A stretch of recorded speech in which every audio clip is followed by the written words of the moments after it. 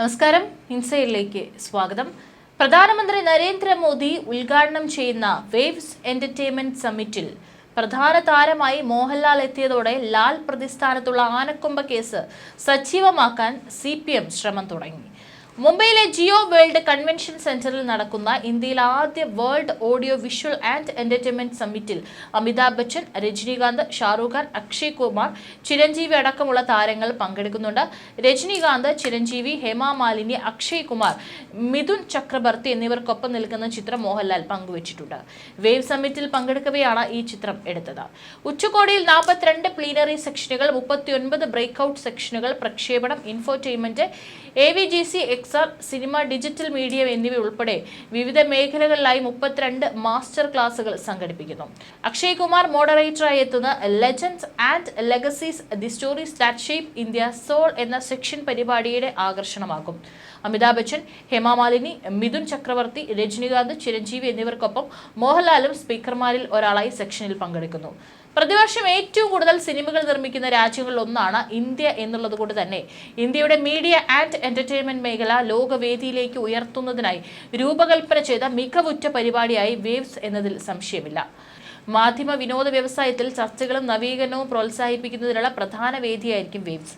Bandra Kurla കോംപ്ലക്സിലെ Jio world സെന്ററിൽ നടത്തുന്ന 4 ദിവസത്തെ സമ്മേളനം പ്രധാനമന്ത്രി നരേന്ദ്രമോദി ഉദ്ഘാടനം ചെയ്യും. പ്രമുഖരുമായി അദ്ദേഹം സംവദിക്കും.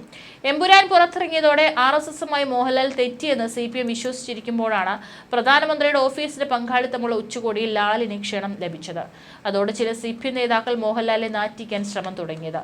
പുലിപ്പല്ലുമായ റാപ്പർ വേടൻ അറസ്റ്റിലായതിന് പിന്നാലെയാണ് സൂപ്പർ താരം മോഹൻലാൽ പ്രതിയായ ആനക്കൊമ്പ് കേസ് വീണ്ടും ചർച്ചയിലെത്തിയത്. വേടനെ കുടുക്കാൻ തിടുക്കം കാട്ടിയ വനംവകുപ്പ് ലാലിന്റെ കേസിൽ മെല്ലെപ്പോക്ക് തുടരുകയാണെന്നാണ് നവമാധ്യമങ്ങളിൽ ഒരു വിഭാഗം ഉയർത്തുന്ന വിമർശനം. 2011 ഓഗസ്റ്റിൽ എറണാകുളം തേവരയിലെ മോഹൻലാലിന്റെ വീട്ടിൽ റെയ്ഡിനെത്തിയ ആദായ നികുതി വകുപ്പ് സംഘമാണ് വീട്ടിൽ നിന്ന് 4 ആനക്കൊമ്പുകൾ കണ്ടെത്തിയത്. അന്ന് തന്നെ വനംവകുപ്പിന് വിവരം കൈമാറി. ആനക്കൊമ്പ് സൂക്ഷിക്കാനുള്ള നിയമപരമായ രേഖകളൊന്നും പക്കലില്ലാതിരുന്നിട്ട് കൂടി തിടുക്കത്തിൽ ലാലിനെതിരെ കേസെടുക്കാനോ അറസ്റ്റ് ചെയ്യാനോ വനംവകുപ്പ് മെനക്കെട്ടില്ല. മറിച്ച് വലിയ കൂടിയാലോചനകൾക്ക് ശേഷമായിരുന്നു അനധികൃതമായ ആനക്കൊമ്പ് സൂക്ഷിച്ച കേസിൽ ലാലിനെ 1-ാം പ്രതിയാക്കി വനംവകുപ്പ് കേസെടുത്തത്. അതും 2012 ജൂൺ മാസത്തിൽ. വീട്ടിലെ മേശയിൽ ഉറപ്പിച്ച നിലയിൽ കണ്ടെത്തിയ തൊണ്ടി മുതലായ ആനക്കൊമ്പുകൾ വനംവകുപ്പ് കസ്റ്റഡിയിൽ എടുത്തിരുന്നുമില്ല. നിയമലംഘനം വ്യക്തമായിട്ടും വേടനെ കസ്റ്റഡിയിലെടുത്തതുപോലെ ലാലിനെ കസ്റ്റഡിയിലെടുത്തില്ല. നോട്ടീസ് നൽകി വനംവകുപ്പിന്റെ ഏതെങ്കിലും ഒരു ഓഫീസിലേക്ക് വിളിച്ചു വരുത്തിയതുമില്ല. മറിച്ച് ലാലിന്റെ സൗകര്യം നോക്കി അദ്ദേഹത്തിന്റെ വീട്ടിലേക്ക് നേരിട്ടെത്തിയാണ് വനംവകുപ്പ് ഉദ്യോഗസ്ഥർ മൊഴിയെടുപ്പ് പോലും നടത്തിയത്. തൃശ്ശൂരിലും കൊച്ചിയിലുമുള്ള 2 സുഹൃത്തുക്കൾ സൂക്ഷിക്കാനായി ഏൽപ്പിച്ചതാണ് ആനക്കൊമ്പുകൾ എന്നായിരുന്നു ലാൽ നൽകിയ മൊഴി. ആനക്കൊമ്പ് വിൽക്കാനോ വാങ്ങാനോ കൈമാറ്റം ചെയ്യാനോ ഒരു സ്ഥലത്തു നിന്നും മറ്റൊരിടത്തേക്ക് അനുമതിയില്ലാതെ മാറ്റാനോ ഒന്നും നിയമമില്ലാതിരുന്നിട്ട് കൂടിയും ഈ മൊഴിക്ക് ശേഷവും ലാലിനെതിരെ വനംവകുപ്പ് നടപടികളൊന്നും ഉണ്ടായില്ല. ഇതിനിടയിൽ ആനക്കൊമ്പിന്റെ ഉടമസ്ഥാവകാശം അനുവദിക്കണമെന്നാവശ്യപ്പെട്ട് ലാൽ അന്നത്തെ പ്രധാനമന്ത്രിക്ക് കത്തയച്ചു. പരിശോധിക്കാൻ കേന്ദ്ര വനം മന്ത്രാലയം സംസ്ഥാന സർക്കാരിന് നിർദ്ദേശം നൽകി. ചട്ടങ്ങൾ പലതും മറികടന്ന് വനംവകുപ്പ് ലാലിന് ഉടമസ്ഥാവകാശം അനുവദിക്കുകയും ചെയ്തു. അന്നത്തെ UDF സർക്കാരിൽ വനമന്ത്രിയായിരുന്ന ഗണേഷ് കുമാറിന്റെ സ്വാധീനത്തിലാണ് ലാലിന് ഈ ഉടമസ്ഥാവകാശം കിട്ടിയതെന്ന ആരോപണം അന്നും ഇന്നും ശക്തമായി നിലനിൽക്കുന്നുണ്ട്. ആനക്കൊമ്പുകളുടെ ഉടമസ്ഥാവകാശം ലാലിന് നൽകിയ നടപടിയിലെ ചട്ടവിരുദ്ധത ചൂണ്ടിക്കാട്ടി ഏലൂർ സ്വദേശി പൗലോസും മുൻ വനംവകുപ്പ് ഉദ്യോഗസ്ഥർ നൽകിയ ഹർജികൾ ഇപ്പോഴും ഹൈക്കോടതിയിലുണ്ട്. ഇതിനിടെ വനംവകുപ്പ് ലാലിനെതിരെ പെരുമ്പാവൂർ കോടതിയിൽ കുറ്റപത്രം സമർപ്പിച്ചു. എന്നാൽ തനിക്കെതിരായ കുറ്റപത്രം റദ്ദാക്കണമെന്നാവശ്യപ്പെട്ട് ലാൽ പെരുമ്പാവൂർ കോടതിയെ സമീപിച്ചു. കോടതി ഈ ആവശ്യം തള്ളി. ഇതിനെതിരെ ഹൈക്കോടതിയെ സമീപിച്ച് തുടർ നടപടികൾക്ക് സ്റ്റേ വാങ്ങിയിരിക്കുകയാണ് ലാൽ. വിവാദമായ ആനക്കൊമ്പുകൾ ഇന്നും മോഹൻലാലിന്റെ പക്കലുണ്ട്. ആനക്കൊമ്പുകൾ മാത്രമല്ല, അന്ന് ആ വീട്ടിൽ നിന്ന് കണ്ടെടുത്ത ആനക്കൊമ്പിൽ തീർത്ത 13 വിഗ്രഹങ്ങളും. വേടന്റെ കേസിലെ തിടുക്കം ഒരു ഘട്ടത്തിലും ലാലിന്റെ കാര്യത്തിൽ വനംവകുപ്പിൽ നിന്നോ മറ്റ് സർക്കാർ സംവിധാനങ്ങളിൽ നിന്നോ ഉണ്ടായിട്ടില്ലെന്ന് ചുരുക്കം. വേടനെതിരെ തിടുക്കത്തിൽ നടപടികൾ വേണ്ടെന്നല്ല, മറിച്ച് ഒരേ സ്വഭാവമുള്ള 2 കേസുകളിൽ 2 തരത്തിലുള്ള സമീപനമോ വേണ്ടതെന്ന ചോദ്യമാണ് ഉയരുന്നത്. മോഹൻലാലും മോദിയും തമ്മിൽ തെറ്റിയിട്ടില്ലെന്ന് മനസ്സിലാക്കിയതോടെയാണ് വിവാദം വീണ്ടും പുകഞ്ഞത്. എമ്പുരാൻ ഇറങ്ങിയപ്പോൾ ലാലും BJPയും തെറ്റിയതായി CPM വ്യാപകമായി പ്രചരിപ്പിച്ചു. ലൂസിഫർ ഫ്രാഞ്ചൈസിന്റെ 2-ാം ഭാഗമായ എമ്പുരാൻ സിനിമയുടെ ആവിഷ്കാരത്തിൽ കടന്നു വന്നിട്ടുള്ള ചില രാഷ്ട്രീയ സാമൂഹിക പ്രമേയങ്ങൾ തന്നെ സ്നേഹിക്കുന്നവരിൽ കുറെ പേർക്ക് വലിയ മനോവിഷമം ഉണ്ടാക്കിയതായി താൻ അറിഞ്ഞതായി മോഹൻലാൽ സമൂഹ മാധ്യമത്തിൽ എഴുതി. ഒരു കലാകാരൻ എന്ന നിലയിൽ എൻ്റെ ഒരു സിനിമയും ഏതെങ്കിലും രാഷ്ട്രീയ പ്രസ്ഥാനത്തോടോ ആശയത്തോടോ മതവിഭാഗത്തോടോ വിദ്വേഷം പുലർത്തുന്നില്ല എന്ന് ഉറപ്പുവരുത്തേണ്ടത് എൻ്റെ കടമയാണ്. അതുകൊണ്ട് തന്നെ എൻ്റെ പ്രിയപ്പെട്ടവർക്കുണ്ടായ മനോവിഷമത്തിൽ എനിക്കും എമ്പുരാൻ ടീമിനും ആത്മാർത്ഥമായ ഖേദമുണ്ട്. ഒപ്പം അതിൻ്റെ ഉത്തരവാദിത്തം സിനിമയ്ക്ക് പിന്നിൽ പ്രവർത്തിച്ച ഞങ്ങൾ എല്ലാവരുടേതുമാണ് എന്ന തിരിച്ചറിവോടെ അത്തരം വിഷയങ്ങളെ നിർബന്ധമായി സിനിമയിൽ നിന്ന് നീക്കം ചെയ്യാൻ ഞങ്ങൾ ഒരുമിച്ച് തീരുമാനിച്ചു കഴിഞ്ഞു. കഴിഞ്ഞ 4 പതിറ്റാണ്ട് നിങ്ങളിൽ ഒരാളായാണ് താൻ എൻ്റെ സിനിമാ ജീവിതം ആരംഭിച്ചത്. നിങ്ങളുടെ സ്നേഹവും വിശ്വാസവും മാത്രമാണ് എൻ്റെ ശക്തി. അതിൽ കവിഞ്ഞൊരു മോഹൻലാൽ ഇല്ല എന്ന് ഞാൻ വിശ്വസിക്കുന്നു. സ്നേഹപൂർവ്വം മോഹൻലാൽ. മോഹൻലാലിന്റെ ഫേസ്ബുക്ക് കുറിപ്പ് ചിത്രത്തിന്റെ സംവിധായകൻ കൂടിയായ പൃഥ്വിരാജ് സുകുമാരനും പങ്കുവച്ചിട്ടുണ്ട്. മോഹൻലാൽ സാധാരണ സുഹൃത്തുക്കളെ തള്ളി പറയുന്ന ഒരാളല്ല. കാരണം അദ്ദേഹം സൗഹൃദങ്ങൾക്ക് വലിയ വില കൽപ്പിക്കുന്നു. എന്നാൽ എമ്പുരാൻ വിവാദത്തിൽ തന്റെ തടി രക്ഷിക്കാൻ മോഹൻലാലിന് കൂടെ നിൽക്കുന്നവരെ എല്ലാം തള്ളി പറഞ്ഞേ മതിയാകൂ.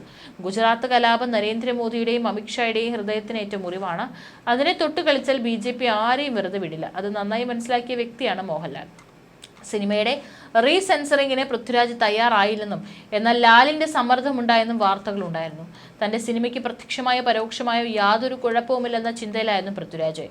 എന്നാൽ സംഘപരിവാർ ഹാൻഡിലുകളിൽ നിന്നും വന്ന വിമർശനങ്ങൾ കാരണം ലാൽ റീസെൻസറിങ്ങിന് ശ്രമിച്ചു എന്നാണ് വാർത്തകൾ. അതേസമയം എമ്പുരാൻ വിവാദത്തിൽ കേന്ദ്ര ഏജൻസികളുടെ സമ്മർദ്ദം മോഹൻലാലിന് ഉണ്ടായിട്ടുണ്ടെന്ന് കോൺഗ്രസ് നേതാക്കൾ പറഞ്ഞു. എമ്പുരാൻ വിവാദത്തിൽ മോഹൻലാൽ ഖേദം പ്രകടിപ്പിച്ചതിന് പിന്നാലെയായിരുന്നു പ്രതികരണം. എമ്പുരാൻ സിനിമയ്ക്ക് വേണ്ടി പണം മുടക്കിയവരുടെ നേരെ കേന്ദ്ര ഏജൻസികളുടെ ഭാഗത്തു നിന്ന് വലിയ ഭീഷണി ഉണ്ടായെന്നാണ് മനസ്സിലാക്കുന്നതെന്ന് നേതാക്കൾ പറഞ്ഞു. മോഹൻലാൽ വലിയ മാനസിക സമ്മർദ്ദം അനുഭവിക്കുന്നതായി വാർത്തകളുണ്ടായിരുന്നു. പൃഥ്വിരാജിനെ അദ്ദേഹം തള്ളിപ്പറഞ്ഞതും ഇതുകൊണ്ടാണ്. ഗോകുലം ഗോപാലനും സമ്മർദ്ദത്തിൽ തന്നെയായിരുന്നു. BJPക്കെതിരായ വിമർശനങ്ങൾ ബിസിനസിനെ ബാധിക്കുമോ എന്ന സംശയം ഗോപാലനും ആന്റണി പെരുമ്പാവൂരിനുമുണ്ട്. ഇതിൽ രാഹുൽ ഈശ്വർ പറഞ്ഞതാണ് ശരി. എമ്പുരാൻ വിവാദങ്ങളിൽ ഖേദം പ്രകടിപ്പിച്ച് നടൻ മോഹൻലാൽ പങ്കുവെച്ച് കുറിപ്പ് എഴുതിയത് ഏകദേശം 1 ദിവസം എടുത്താണെന്ന് രാഹുൽ ഈശ്വർ പറഞ്ഞു. മോഹൻലാലിന്റെ അടുത്ത വൃത്തങ്ങളെ ഉദ്ധരിച്ചാണ് രാഹുലിന്റെ അവകാശവാദം. മോഹൻലാലിന്റേത് ഏറ്റവും മികച്ച നിലപാടാണെന്നും രാഹുൽ ഈശ്വർ പറഞ്ഞു. ഏകദേശം 1 ദിവസം എടുത്താണ് ഈ പോസ്റ്റ് എഴുതിയതെന്നാണ് ലാലേട്ടനുമായി ബന്ധപ്പെട്ട കേന്ദ്രങ്ങൾ പറയുന്നത്. വളരെ ആലോചിച്ച് എല്ലാത്തിനും ഉത്തരവാദിത്തം ഏറ്റെടുത്ത് പൃഥ്വിരാജിന് ഒരു കാരണവശാലും കുറ്റം പറയാതെ പൃഥ്വിരാജിനെ തള്ളിപ്പറയാതെ ഖേദമുണ്ടെന്ന് പറയുകയും ചെയ്തു. എന്നാൽ അത് മാപ്പാകാതിരിക്കുകയോ ചെയ്യുന്ന പ്രിയപ്പെട്ടവരെ എന്ന് എല്ലാവരെയും അഭിസംബോധന ചെയ്തുകൊണ്ട് പോസിറ്റീവായി വരുന്ന രീതിയിലാണ് പ്രതികരണം.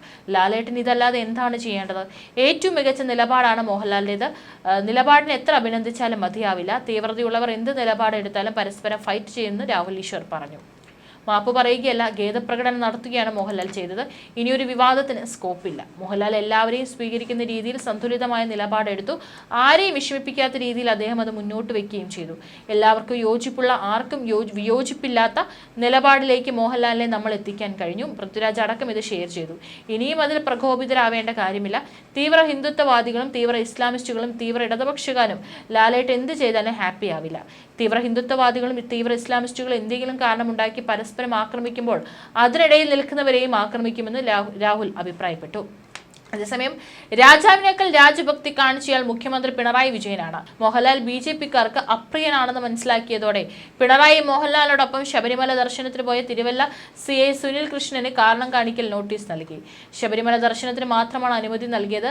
താരത്തിന്റെ സുരക്ഷ സ്വയം ഏറ്റെടുത്ത് പോയത് വീഴ്ചയാണെന്ന് കാട്ടിയാണ് നോട്ടീസ് നൽകിയിരിക്കുന്നത്. എന്നാൽ 10 ദിവസമായിട്ട് ഉദ്യോഗസ്ഥന് വിശദീകരണം നൽകിയിട്ടില്ല. തുടർ നടപടി SP തീരുമാനിക്കുമെന്ന് മെമ്മോ നൽകിയ തിരുവല്ല DYSP പറഞ്ഞു. മാർച്ച് 18-നായിരുന്നു മോഹൻലാലിന്റെ ശബരിമല ദർശനം. ഫെബ്രുവരി അവസാനം പത്തനംതിട്ട സൈബർ സ്റ്റേഷനിലേക്ക് സ്ഥലം മാറ്റം കിട്ടിയ ഉദ്യോഗസ്ഥനായിരുന്നു സുനിൽ കൃഷ്ണൻ. ഇത് താണ്ട പിണറായി. എമ്പുരാൻ കണ്ട ശേഷം പിണറായി പ്രതികരിക്കാത്തതും ഇതിന്റെ ഭാഗം തന്നെയാണ്. ഇതിന് പിന്നാലെയാണ് പിണറായി ആനക്കൊമ്പിൽ ലാലിനെ കുടുക്കാൻ ശ്രമിച്ചത്. വിഴിഞ്ഞം വാർത്താ സമ്മേളനത്തിൽ ഇക്കാര്യം മുഖ്യമന്ത്രിയോട് ചോദിച്ചെങ്കിലും അദ്ദേഹം ഒഴിഞ്ഞു മാറി. കൃത്യമായ ഉദ്ദേശമാണ് മുഖ്യമന്ത്രിക്കുള്ളത്. എമ്പുരാനെ തുടർന്ന് മോഹൻലാൽ മാപ്പ് പറഞ്ഞതാണ് CPMനെ പ്രകോപിപ്പിച്ചത്. ഒരിക്കലും CPM അത് പ്രതീക്ഷിച്ചില്ല. ഇതിനുള്ള അടിയാണ് ലാലിന് കിട്ടിയത്. CPM വാർത്താ കേന്ദ്രങ്ങളിൽ നിന്നാണ് വേടൻ സംഭവത്തെ തുടർന്ന് ആനക്കൊമ്പ് വാർത്തയും ചോർന്നത്. വേടനെ രക്ഷിക്കാനുള്ള തീരുമാനം CPMന്റേതായിരുന്നു. ഇതിൽ ജാതി കാണിക്കാൻ വേണ്ടിയാണ് മോഹൻലാലിനെ കൂടി വാർത്തയിൽ കൊണ്ടുവന്നത്. മോഹൻലാൽ BJPയുമായി രമ്യതയിലായി എന്ന് മനസ്സിലാക്കിയാണ് പുതിയ നീക്കങ്ങൾ ആരംഭിച്ചത്.